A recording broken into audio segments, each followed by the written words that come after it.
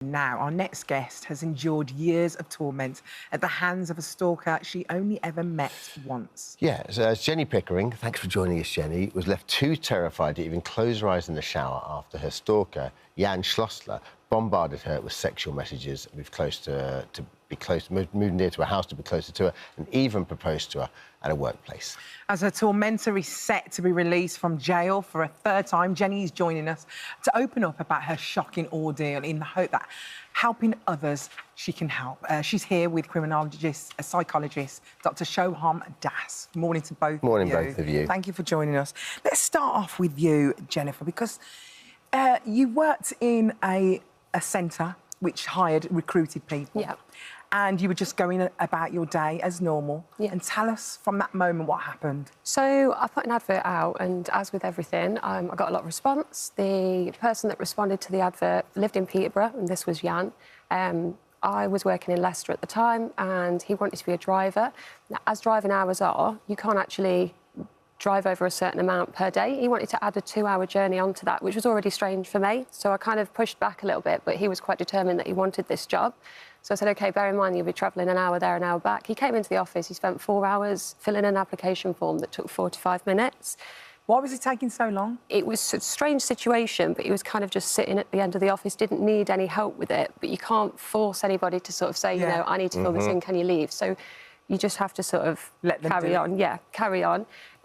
He was very much wanted the position, so I put him forward and he got the job, which then meant that he was working kind of with me on a weekly basis with checking in timesheets and making sure his hours were all correct. But Jenny, just for context here, you've only met him in person once. Once. And for how long? Probably spent 10 minutes talking to him, Right, 4 hours in the same building. Then it's 4 hours in the same building. Yeah. And then your contact with him after that is just you checking in schedule-wise and... Timesheets once a week. So when did the red flag start? Immediately. Really? He started to send me texts each day, just to say, I've had this, you know, I've had a good day, I've done this, done that. They started to get more frequent. It started to become in the middle of the night. I kind of felt sorry for him to begin with. I thought, OK, he's a lonely driver, he works long hours, it's just the situation that he's in. But then I started to realise that this is a little bit more. When I started to feel really uncomfortable, we reported it. So we reported it to the police. Was that just a gradual thing? Yeah. I mean, obviously, out of office hours is bad, but did it become inappropriate? It did become inappropriate when it was reported. It kind of happened within 48 hours. So he was sending me a lot of messages, and then all of a sudden he was sending me pictures of himself dressed up in a suit saying, I'm dressed up for you, I'm standing outside the car park, are you here? No. In Leicester, yeah, there's about 4 or 5 multi-storey car parks that I'd use, and he would go to each car park and send me a picture, almost taunting me with the car park behind, saying, which car are you driving? I'll be here at 4:30. So every time I finished work, I knew he was going to be looking for me because he knew where I worked. He just wasn't brazen enough to sort of come in to me at the time. It escalated, and he did then turn up. I'd already reported it to the police, and he turned up. He stood at the window with flowers and a ring, and he wanted to get married to me.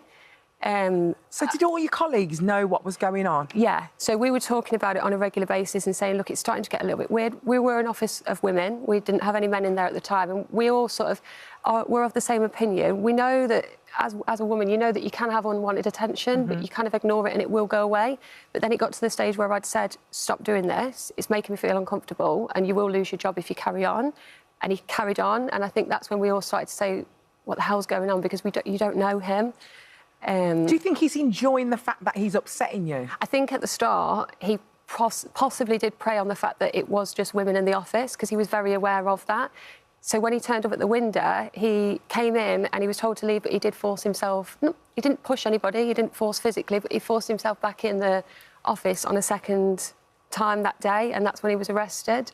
And he was given a lifetime restraining order? Wasn't immediately, so he was arrested, and that's where it became scary. So I already felt uneasy. When they arrested him, they found a lot of things on his phone. He had been actively stalking me. He'd been staying in a hotel that was next door, but then wrapped over the top of the office. He'd been staying in the hotel. He'd been in cafes across the road. He'd been, for some reason, taking a bus that looped round past the office just to look through. And at that very moment, when he was arrested that day, They found out that he'd actually moved on that day from Peterborough to live probably about 2 minutes from my house. He'd overheard as he was sat in the 4 hours where I lived, and he moved that day. You must be thinking, what have I done to deserve, I literally spend like 45 minutes in your company and that's it. Yeah, I couldn't believe it. Trying to get him a job, trying to help him as well. Unbelievable. They literally rang me 11:30 and said, we're just releasing him. By the way, he is going to be living within 2 minutes of your house. So it now feels like you're in this cycle of...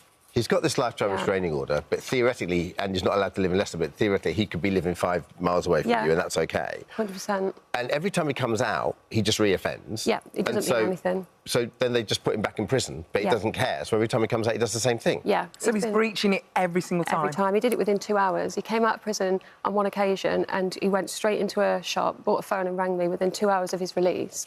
And he just said, hi, baby, it's me. Oh, my And I was just sat there. I didn't even know he'd come out of prison and my mouth just hit the floor. And how have the police been? They've been amazing. Yeah. Really good. I understand that the law isn't necessarily great against stalkers at the moment, so they had to wait. And it was hard to begin with because I was a sitting duck. They had to wait for laws to be broken for anything to happen in a way. I mean, they did at one point tell me that I needed to collect DNA underneath my fingernails. What? And put my hands in my pockets because they thought he was going to attack me, and that would then give them the evidence to charge him. And that left me very scared to think that something's going to have to happen to me. Hopefully that doesn't happen. Obviously, he's put Facebook statuses on that he's with you and things like that. It's unbelievable. Yeah. How has this impacted your life? It's changed me completely. I used to be really outgoing, and I'm not anymore. I just don't want to meet anybody because I don't know what they're going to do or who they are. And it's not that everybody's a bad person, but I never expected in a million years for somebody to be this unhinged. And I'm very caring as a person, and I think I justified it a lot to say you don't know what somebody's going through, they might be lonely, and it actually, you need to stand up straight away. As soon as it feels uncomfortable, stand up and say, because honestly, it's only going to be you that suffers. You're and that's just being a nice person, aren't you? Yeah, but that doesn't, you deserve your happiness and you deserve your privacy and you'll just be able to live a normal life. Yeah.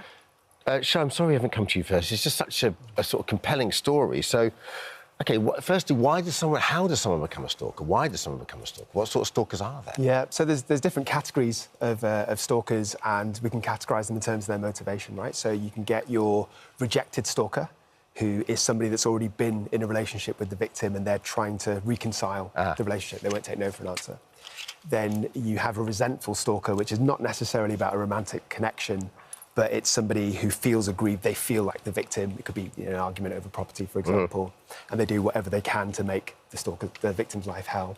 And then you have an incompetent suitor, which is what I think is relevant in Jenny's case. So that's somebody who genuinely thinks that what they're doing from their perspective is romantic. Like a fantasist kind of thing. Yeah, a fantasist. And there's even a subcategory of that called erotomania, which is a mental illness. And I do wonder whether Jenny Stalker has this, even though he's not been diagnosed with this.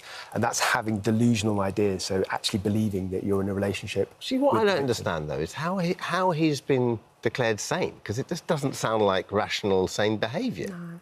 It's hard to know for definite without assessing him in person, but it's not inconceivable that he could have hidden his thoughts and his delusional beliefs because he knew that it would be the quickest way for him to leave hospital. Because I believe he was in a psychiatric unit. He was, yeah, and he was calling me from the psychiatric hospital. Oh, my God. Do you think these stalkers can really love in their head? It depends on the category. So if you've got somebody like a resentful stalker, or the one that I hadn't mentioned yet, which is the predatory stalker who gets a perverse pleasure from making their victim feel uncomfortable, and I think there is an element of that in a stalker. I don't think those people can or want to change. But if it's something like a mental illness which can be treated in theory with medication, or if there's risk factors, so for an example, substance misuse is highly correlated with stalking behaviour, right? So you have people that become disinhibited when they drink or take drugs, for example. So you remove those kind of risk factors through rehabilitation, then you reduce the risk of the stalking behaviour. And Dr. Shaham, can you spot early on the signs of someone who could potentially be a stalker? Yeah. I think if you're previously in a relationship with them, then there are red flag signs, like somebody being controlling, dominating, controlling somebody's finances, watching where they go. I think in Jenny's case, there wasn't enough time to spot it, really. I mean, it happened so quickly. So worrying behaviour would be anything that makes the victim feel uncomfortable, whether it's unwanted attention, text messages like happened in your case. So anything that's just pushing the boundaries that feels uncomfortable to the victim. Jenny, before we let you go, obviously we get so many people on the sofa that, like, just circumstance and life happens to them, and then, you know, they become an unintentional expert in the world they find themselves in.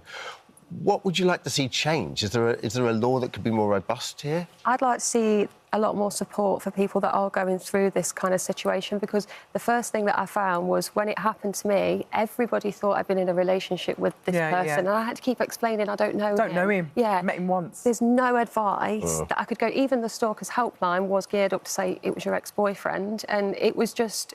I felt so lonely, and I think because we're all sort of, you know, we're all online and a lot of more internet stalking happens, this is something that is actually really common but doesn't get brought first and foremost to the attention of, you know, the nation, or go into the paper, because it's just so... It's online, it's on Facebook, and it gets a closed deal. So I think there's a lot more that needs to be done with regards to support for people that don't know the stalker.